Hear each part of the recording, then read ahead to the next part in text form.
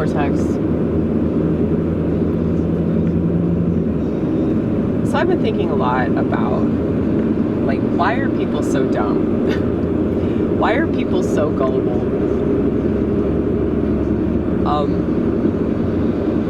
Is it just the wiring? Is it the way that they're born? Are they just born to be slaves?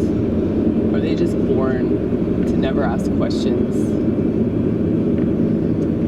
Or to realize that the only way to solve problems is to dig deeper and understand the root cause? Are they just not capable of that mentally? Because I don't think that it's just like a mental thing. I think that the problem is emotional.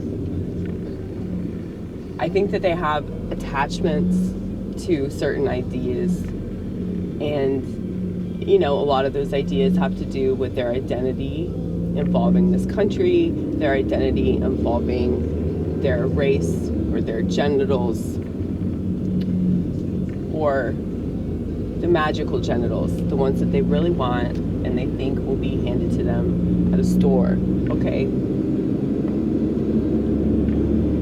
so there's a term called magical thinking,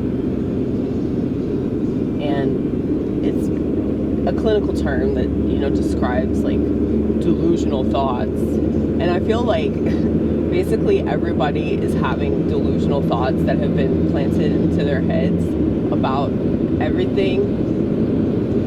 And that's why, you know, people like me are a threat to society. Suiciety, okay? That's why we're a threat, because we know that. That's not to say that there haven't ever been thoughts planted in my head.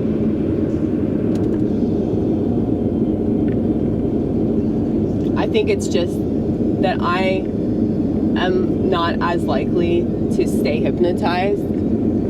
So I might be entranced for a minute, but then I'm like, oh wow, Trump isn't going to save the damn country.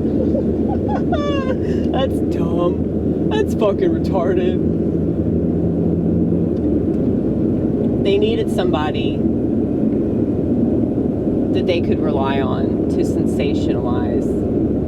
And he's really good at playing multiple roles at the same time. So it figures why women hate him so much, because they play multiple roles too. They play both victim and hero at the same time. So like, I think about all the actual victims that exist. There are a lot of female victims out there, but they're not going to make the headlines, because real victims never make the headlines. If they do, it's the shortest lived story that you'll ever hear, because they just don't care about actual victims. Because they can't do as much with that, you know? If they can use the story to paint a narrative, if it goes along with a particular narrative they're trying to construct, then maybe they'll use it. Maybe that victim will get lucky and CNN will talk about it. But most of the time,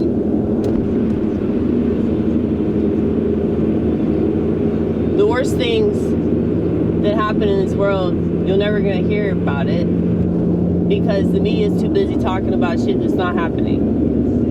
And I don't know, I think that all this stuff is a psyop within a psyop within a psyop. And I feel like an idiot because, you know, I fell partially into that psyop involving Trump. But that's really because I started changing as a person, and I started to realize that a lot of the things that I thought that I believed weren't true, at least in relation to my political belief system. Like, I still have a lot of those ideals. I can still understand the complaints that people have. I just don't agree with their solutions to these problems, because they don't have any solutions, you know? The opposite of a Democrat isn't a Republican. The opposite of a Democrat is an anarchist. Because Democrats believe in the system. And conservatives do to some extent as well. That's why they like police. So they believe in like the structural and disciplinary aspect of the system.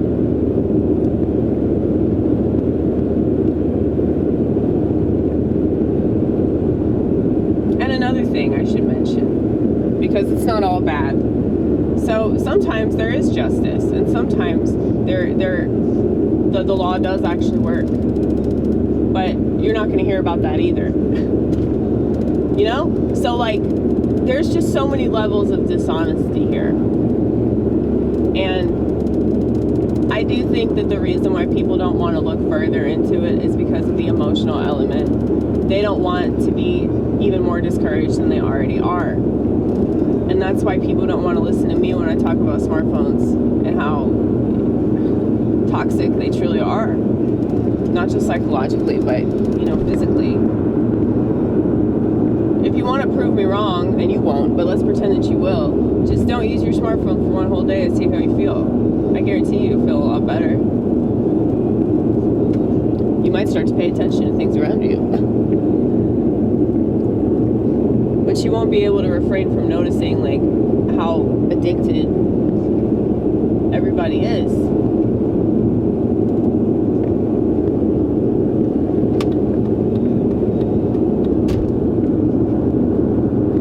Because it's impossible not to see everybody staring at a little box, a little government box.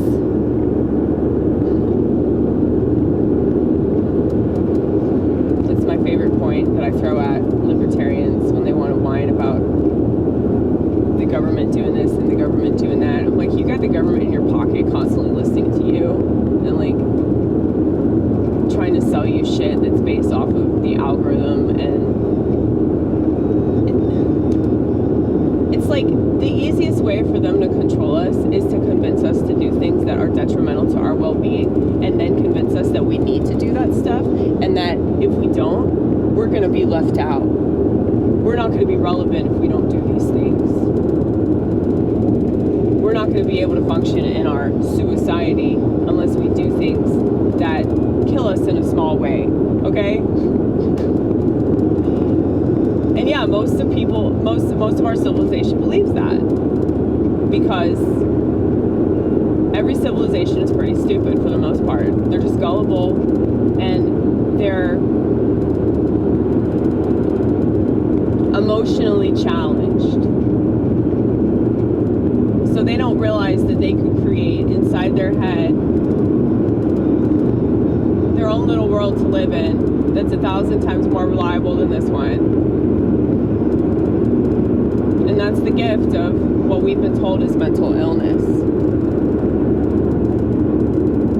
There's such a gift in this escapism of your own brain. And looking at this world, it's like, why wouldn't you want to escape it, you know?